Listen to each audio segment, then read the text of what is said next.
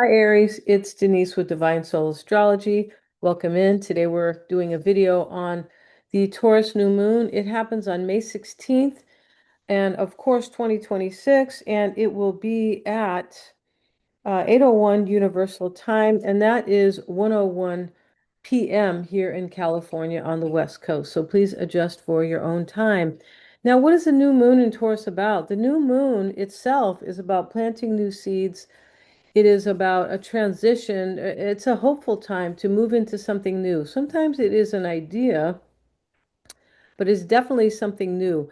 So we have the new moon always next to the sun, and they are, supporting one another. They're both at 25 degrees of Taurus. Now, Taurus represents resources and finance. It represents our values, our money, and our well-being, our stability as well. So it also represents food and nature, perseverance, sensuality, self-worth.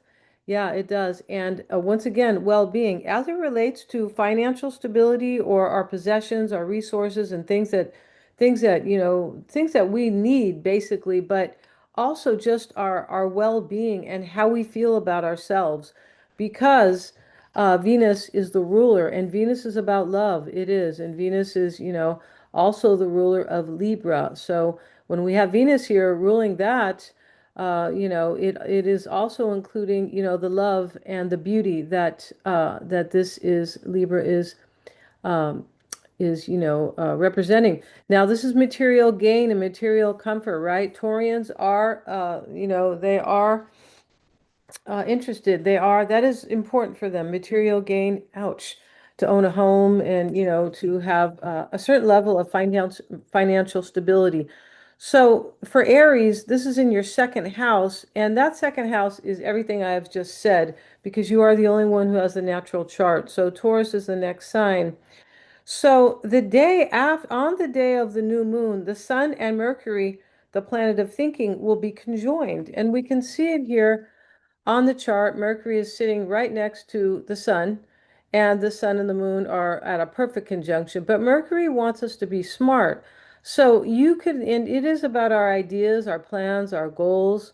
And so you could be really thinking here, or maybe learning about what you want for the future, right? Mercury represents that. Okay. And so here we have Uranus with it. Uranus has changed. Uranus is already in Gemini. Mercury's going to move into its own sign in your third house of ideas and thinking and goals and plans and goals. This is also willpower, learning.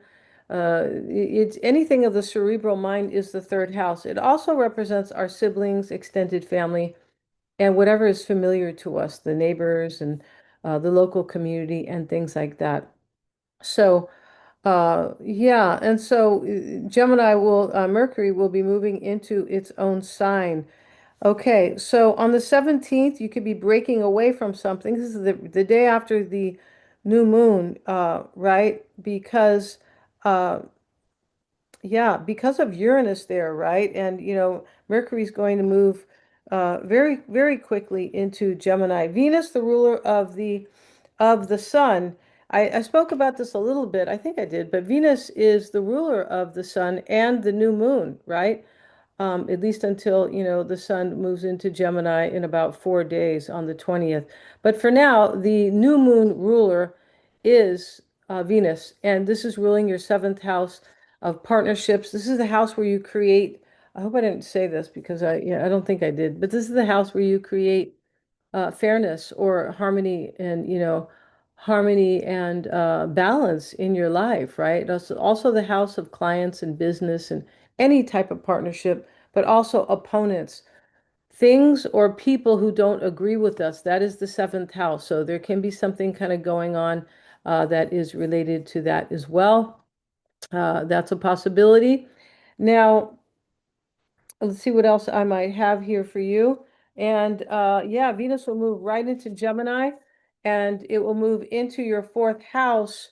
I think it's 2 days after the new moon, but Venus moving into your fourth house of home and family, where it will be supporting you there, and your house of emotional foundation. This is where your emotional security is.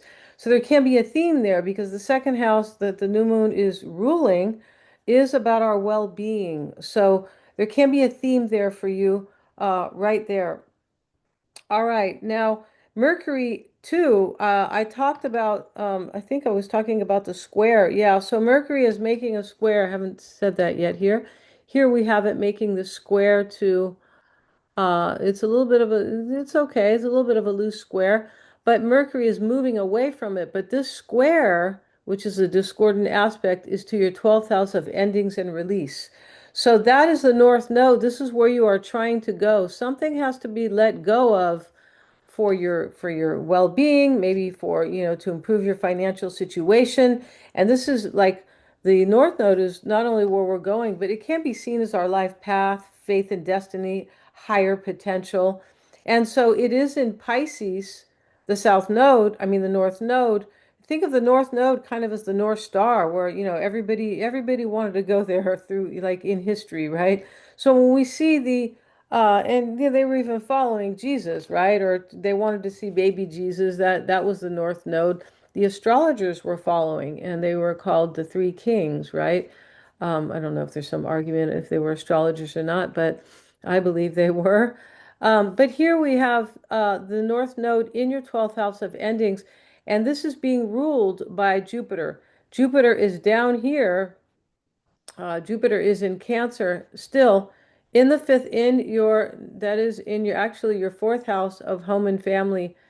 And so there's something here, but this is your house of emotional foundation. Something is being supported, or, the cosmos want you to have something new as it relates to your stability. Yeah. And it can also be, as it relates to your path, your life path, or where you are trying to go in your life. All right. Now, yeah, and Jupiter is making a sextile to the sun. It's really the sun is making it, but to the sun and the moon. So here we have the new moon here with the sun and making that sextile right over here. Let's go ahead and refresh here. And we can see it right here. All right. So we have uh yeah, so we have the sun and the moon making that sextile to Jupiter. Now, the sextile is something that it can be an opportunity for us. We have to engage. We have to kind of, it's a social aspect, really. So from your second house here, we have it of stability, making that sextile to your fourth house of emotional stability.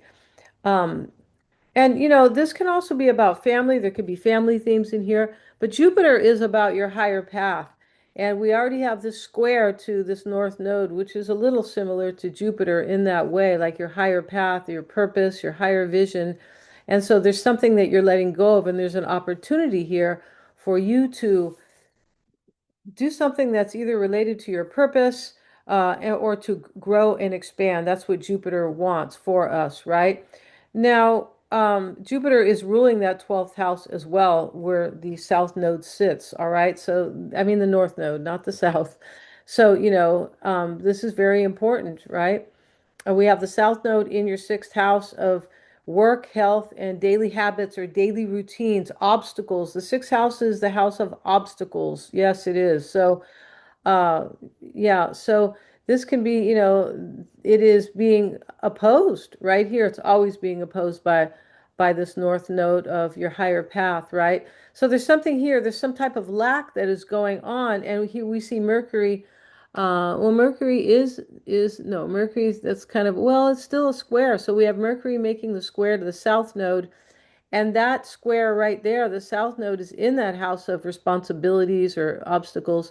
Mercury says, hey, some type of adjustment has to be made because there's some type of lack or something that you don't want or something you kind of want to move away from or you should move away from that is related to those sixth house themes. All right. And we have natal Mars. Let's look at natal Mars. And he is, yeah, also making another discordant aspect to Jupiter. So the square has us kind of feeling a little tense sometimes. It's asking us to do something to, right? And so that Mars, where are you? Right here is making is making the square to Jupiter. And here it is. Where is it? It's not really showing up here. I don't see. Okay, well, let's see here. No, it's not making a square. I beg your pardon. I don't know why I have this here. Um, yeah. But Mars here is in your sign. I beg your pardon, Aries. Mars is your ruler, and it is right here. Mars is the will to act.